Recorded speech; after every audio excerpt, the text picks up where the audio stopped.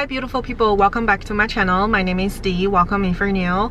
In today's video, I'm going to complain a lot about college.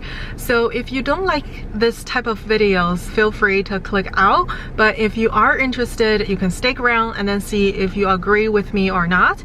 And I look forward to see what you have to say on this topic. So to get to the topic, I didn't used to always see universities in a negative light. Quite frankly, I used to put universities on a pedestal, especially American universities. I think it's such a secret cow that nobody can touch it, and I believe this is the belief that so many other families and people, students like me, used to hold, because that's how we were raised to believe. Education is the key to success, right? However, so many people didn't realize that that statement alone does not equal education is the success. So that statement used to mislead people to believe that as long as they can go to a four-year university, or even better, an Ivy League, their life is all set. So they don't have to worry about anything in life as long as they can go to a good school. And that was how I hold as my gospel for the majority of my high school, while all the way through my grad school, essentially. And now, as I am graduating from my master's, I'm realizing how I was almost like sold a big lie. And going to college, going to grad school, even going to a great program does not equal a high quality life, does not definitely not equal success in life, and it certainly does not mean happiness at all. Quite honestly, the most miserable people I have met were in college, were in grad school. They were angry, they were broke, extremely broke. The messed up part is people are borrowing money to go into these college programs that will never pay them off. And also, they're going to become miserable because of those programs. I mean, I'm not saying those programs are necessarily bad in themselves. It's just they're not built for everyone. College is not for everyone, and people are realizing it too late, especially liberal arts. I mean, if you are borrowing money to go to med school, law school, or STEM field, even some engineering fields are, some are better than others. Let's put it that way. And maybe it's 10 years down the road, your salaries will pay off your student loans, and also all the things you put in, all the efforts you put in, and time you put in, and all the miseries you were putting in.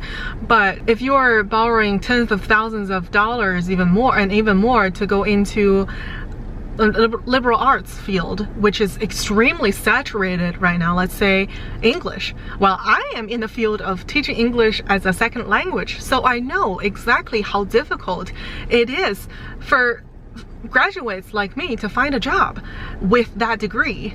And it's extremely competitive, especially if you don't speak another language. And if you go into this field, you are putting yourself in a severe disadvantage. So that's the problem, that nobody told these young people before they decided to go into these programs. And I think that's becoming a problem right now, because higher ed is extremely saturated right now, and you get master's students, PhD students doing jobs that only require bachelor's skills. So it's becoming this very toxic environment. And then so many PhDs, masters are doing adjuncting. So I didn't used to know that term, adjunct professors, adjunct instructors, until I just started job hunting. I didn't realize that the full-time faculty jobs are extremely scarce, and that's why these universities, community colleges, are only putting out adjunct positions, which are essentially part-times, that don't offer benefits, that don't offer a good pay, and certainly you don't enjoy the benefits of being a faculty, for example, getting your retirement plan or going to your school facilities for free or parking. All those benefits are not yours if you are an adjunct. However, unfortunately, because there's an overflow of PhDs, masters that can't find a job, they're desperate enough to be willing to do these adjuncting positions. That's why even for one adjunct position, professor position, it's still competitive because they can just replace you in a heartbeat with a new fresh graduate. And that's becoming a more and more problematic situation for so many young people in schools nowadays.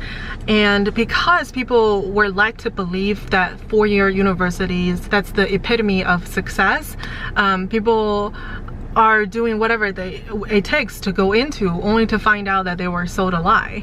And then meanwhile, you get these trades that require a lot of skilled laborers. However, there's a shortage in skilled laborers nowadays because of the lack of students, young people going into trade schools.